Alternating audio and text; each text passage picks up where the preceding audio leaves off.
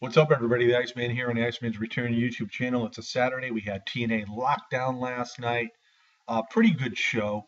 I will say this: some of the matches could have had more time given to them, although it was only a 2-hour show on Destination America. Last year we saw Lockdown, and it was a 3-hour uh, free preview. So, what can I tell you? It started off with the tag team titles on the line. Revolution, James Storm, and Abyss up against the Hardy Boys, Matt and Jeff Hardy. Um, and the bottom line is when you have a steel cage, you have 6 sides of steel. The cage is there to keep people out. Um, but tonight, it didn't keep anybody out, to be quite honest with you. It was a pretty good match to start off overall with Abyss and James Storm going up against Matt and Jeff Hardy. There was a lot of good stuff going on. Uh, Basically, really, um, Abyss catapult Jeff into a DDT from Storm for a near fall. Then Abyss whips Matt into the ropes, hits a sidewalk slam. Storm climbs up the top and then stands on his shoulders of Abyss and dives off with a flying elbow drop on Matt. Abyss then hits a big splash and Storm covers him for another near fall. Uh, it went on back and forth like this for quite some time, and it was getting to the point where the Hardy Boys were starting to hit momentum. Matt hit a super twist of fate on Storm off the top, but Koya grabs Matt Hardy and pulls him through the cage that is used for the camera and pulls him out, and then he slams Matt into the guardrail and then the cage. In the ring, Jeff hits another twist of fate on Abyss and then climbs to the top, but Sonata climbed up to the side to the top of the cage and spewed green mist into Jeff Hardy's face. James Storm hit the last call and Jeff covered him for the pin. A good match. Now, this match could have gone longer, just for the simple fact is, after the match was over, there was more shenanigans going on by Revolution. They pulled tables out from underneath the ring. They set them up at ringside. Matt fights him off, but Koya sky highs him through the table. They put out yet another table, slid it into the ring. Abyss frees Manic from the handcuffs, and then I failed to mention that, but and then the Revolution lays Jeff out on the table as Manic climbs up to the top. He dives off the top with a frog splash, and Jeff rolls off the table, and Manic crashes through it. Jeff is on fire with a drop kick to Abyss and Storm. Sonata and Koya stop him from getting out of the cage, so Jeff climbs to the top of the cage. He kicks Sonata off the side, but then as he's trying to climb down, Abyss knocks him off, causing him to be crotched on the cage door. Storm then climbs up with the cowbell and slams it against Jeff Hardy's head, causing Jeff to fall with an absolutely sickening bump onto the ring steps. It was like totally amazing. Serious words cannot describe how sick that bump looked and sounded as Jeff fell flush on to the steps from the cage. The Revolution taunts Matt and Jeff as doctors run out to check on Jeff Hardy. But this segment here was a good segment after the match, but if they took the time from this segment and added it to the actual match, it would have made the actual tag team match a little bit better. But be that as it may, that is what really turned out. Moving on, we saw MVP talk to his troops in the back, pretty much saying they have a numbers advantage 4-on-3, and MVP is basically stating he wants to end Kurt Angle's career tonight. Whether or not that was going to happen remained to be seen at that point. We also saw Kurt Angle come out, and he was out there with Aries and Gunner in tow.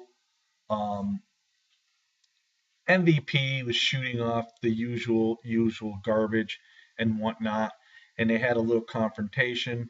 Low Key and Samoa Joe came out, held Gunner's arm against the cage Joe slammed it with a chair, and it looked as though Gunner was going to be a little bit hurt going in to the lethal lockdown. The doctors talked to him. Gunner said not only is he going to be there, he said he's also going to start it. So that was pretty cool.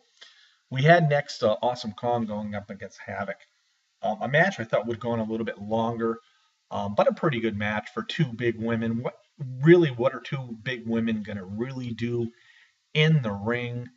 Um, you know, they both have a lot of versatility and whatnot. It was a pretty good match. It was a brutal match and whatnot, and there was so many different near falls throughout this match. Although it was a very very short match, but Havoc ended up giving a choke slam on Awesome Kong, but Kong got right up at this point and choke slammed Havoc in her own rights. Kong climbs up to the top, but Havoc cuts her off with a climb up with her own. Havoc hits a series of round kicks to the head, but Kong blocks her last one, hits a super awesome bomb off the top. Kong then climbs up the top, hits the awesome splash for the pin. Not a bad match for two big women.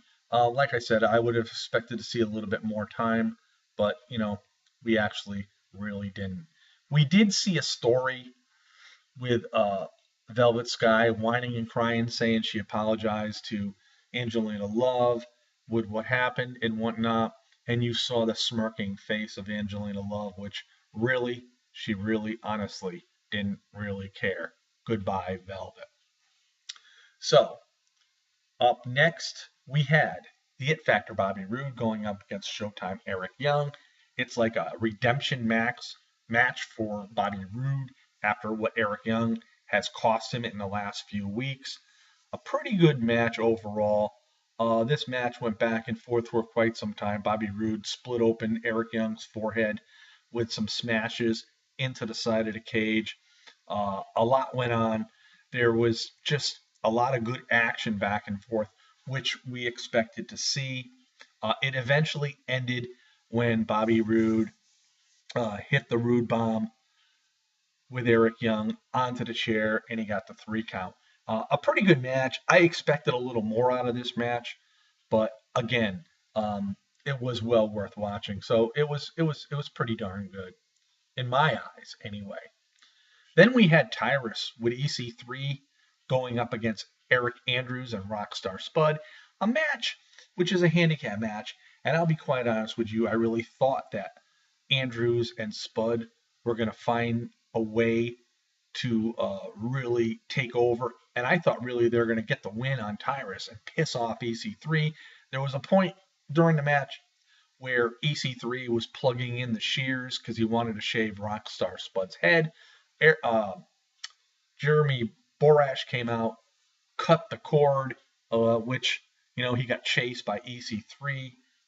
So this is going to lead to probably another storyline somewhere down the road. But anyway, it was to no avail. Unfortunately, Tyrus was just too powerful for both Rockstar Spud and Mandrews, Mark Andrews, and Tyrus ended up taking Spud and hit him with the G grip for the pin. But, I looked for something different in this match. I thought there was going to be an alternative. I thought maybe Spud and Andrews were going to come out on top of this match. And in my way of thinking is if they did defeat Tyrus, it would have really ticked off Ethan Carter III so much more, which could create a good storyline for later on, but it wasn't to be. But anyway, it was okay. I enjoyed it. And then we come to the lethal lockdown match. Again, 6 sides of steel. Kurt Angle, Gunner, Austin Aries against the beatdown clan of MVP Samoa Joe, Kenny King, and Low Ki. And obviously, Gunner started off with Kenny King. Now, this was a match that had a little bit of time. I think it got like 17 minutes throughout the match, and it was a lot of fun to watch. I'm not going to give you details of the match because pretty much there was so much stuff going on with so many people coming in at certain times. and it got to the point where it was down to 4-on-3, and you had to win by a pin or submission. And Kurt Angle and MVP, I mean, this is really what it was all about. Eventually, Kurt Angle hit a T-bone suplex on Austin Aries, sending him into the corner, while Joe puts Gunner inside a trash can, and Low-Ki hits a running Warriors way into the trash can. This kept Gunner in the trash can, and MVP hits the Yazuki kick. Angle starts laying guys out with a trash can lid, and then Gunner slams King into the cage door, but eats a kendo stick for his trouble. Joe nails Angle with the kendo stick, and then MVP holds Angle's leg while Joe slams the kendo stick onto the knee. Joe slammed Gunner into the cage, and then King hits a cartwheel kick, sending Team Angle, Lashley, a trash can into Lashley's. King hits a cartwheel kick, sending a trash can into Aries' face. Lashley's music hit, and the world champ comes out to complete Team Angle, which I really thought was going to happen anyway. But it was in the back of my mind maybe Mr. Anderson was going to show up. I was wrong there, so that was pretty awesome. There was a lot going on from there on out, and Lashley ended up spearing and winning with a spear on MVP. There was just like so much going on in this match, and that's why I started getting a little confused, trying to remember everything and whatnot.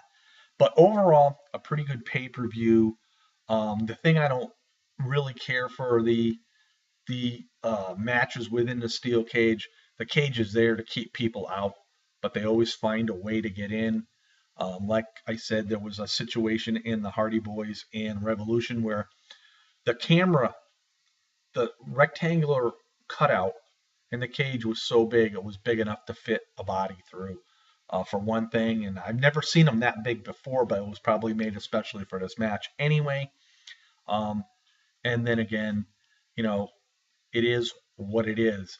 But all in all, I thought it was a pretty good lockdown. I think if it had 3 hours, the matches could have had a lot more time. I think they could have been, even better than what they were. But anyhow, those are my thoughts. Those are my opinions, whether you agree or not. If you haven't seen it, check it out. It was a pretty darn good show. And all in all, I'm looking forward to next week, and we'll wait and see what happens there. So this is the Iceman, everybody, on the Iceman's Return YouTube channel. Peace out, everybody. Enjoy your Saturday.